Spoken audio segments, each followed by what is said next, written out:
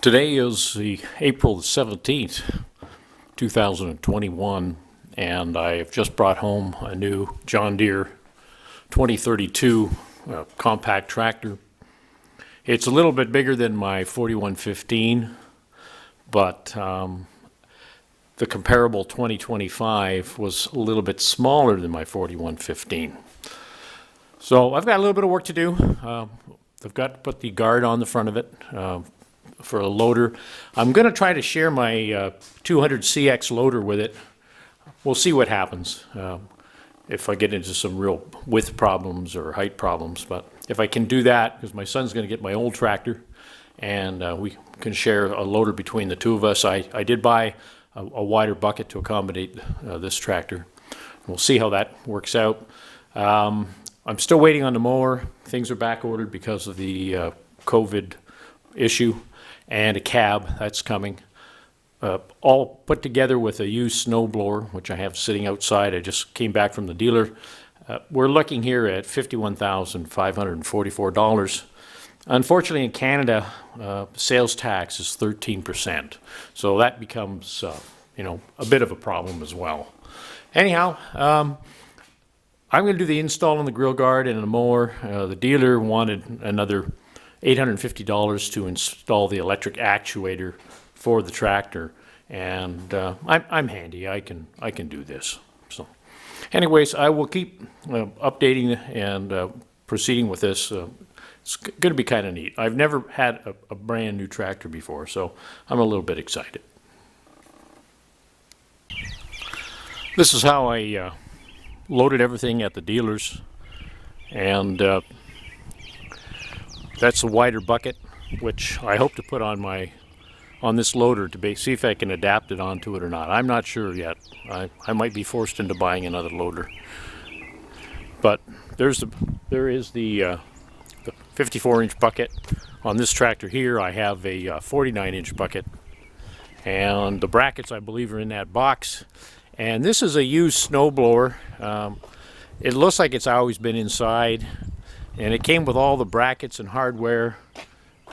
That's another part of the hitch. I'm going to adapt it up to fit onto that tractor, and I believe that's the grill guard that's in that box. So I got my work cut out for me. The snowblower, I'm not going to do too much with it until the fall. We're into April right now, so that's not going to be an issue of necessity, as to say. Here I have my 200CX loader off of my 4115. Just going through the similarities. The pins here are identical, displacement and outside and diameter. The only thing I can see that's a little bit different here is that I believe the top arm here may be a little bit shorter, and the height. I believe this is going to sit higher because of what's in here. So what I'm considering doing is, instead of spending $4,000 plus tax for another loader, I bought the bucket, I bought the brackets, is to take 4 inches or so out of here and bring that down and re-weld it, and then take a 1/2 inch out of each of these tubes to bring it in a little bit closer. It's so close, I'm just not sure if it'll go on or not. So I'm going to take a shot. I'm going to couple up the hoses and see if I can walk it onto the brackets, just to see if it will go and how it sits. So to make matters more interesting, over the years Deere has changed their color coding. They've added a yellow and a blue and a red. On the old system it had a green, a black, a yellow, and a silver. So when I'm trying to put this together, and also they've changed the orientation of their hydraulic couplings to coming directly out of the side of the tractor rather than being in line underneath here, under this area. So I've got some adapters ordered. Now, looking at this with the bracket, what you can see here is that it's got to go in here, but I'm going to have to shave a little bit off of each of these, which isn't a big deal. The centers are lining up, so we're in good shape that way. The bottom doesn't matter because it just comes out past the casting.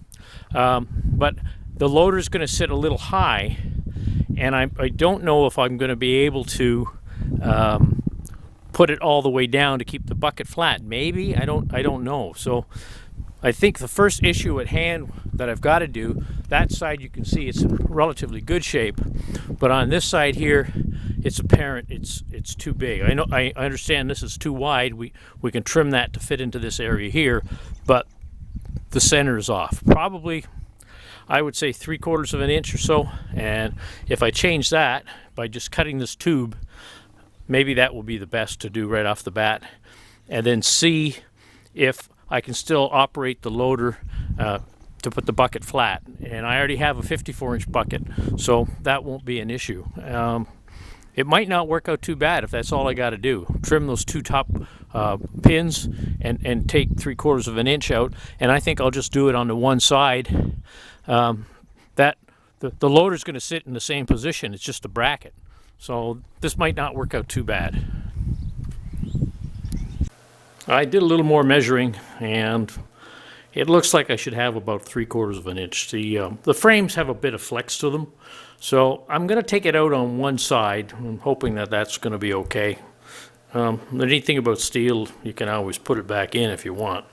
So I'm going to set this up in the power hacksaw, and I've painted the line all the way around it so that way I can keep track of when the saw is cutting. If it's square, I've put a brand new blade on it, bimetal blade, so I want to get a very accurate and straight cut. There I have the power bandsaw set up, and seems to be cutting fairly well, and I'll keep an eye on it just to make sure we're on the line.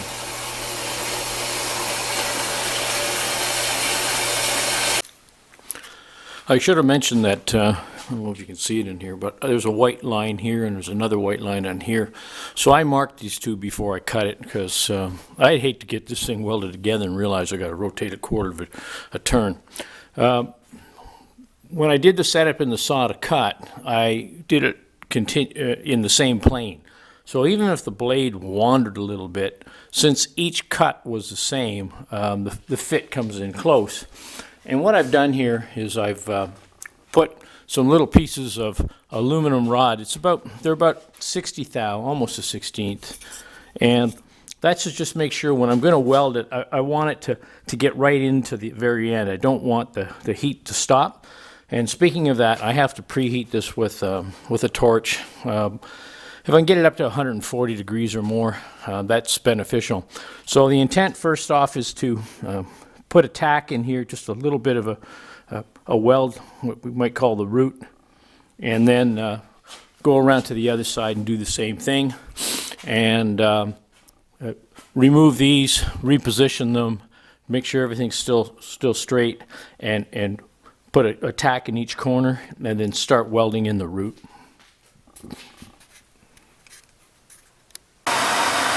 So I've got this clamped up pretty good, and I'm just using a propane torch to heat the weld zone. Once I get it warmed up with a little bit of welding, it'll be fine, but I've got to heat it up for where I'm going to weld.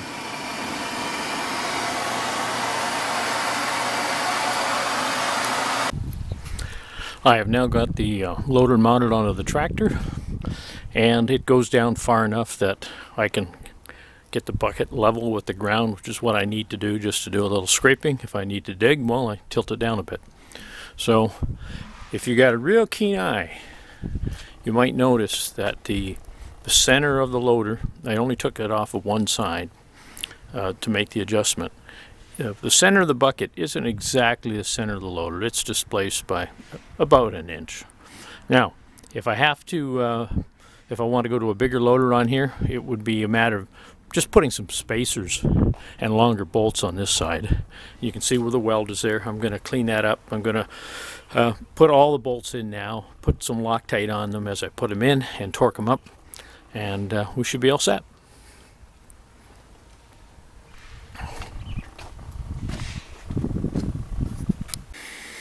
All right, just spent a little bit of time, put some primer, some John Deere green with a brush, and everything's all painted up. Looks like it belongs and it's not abused.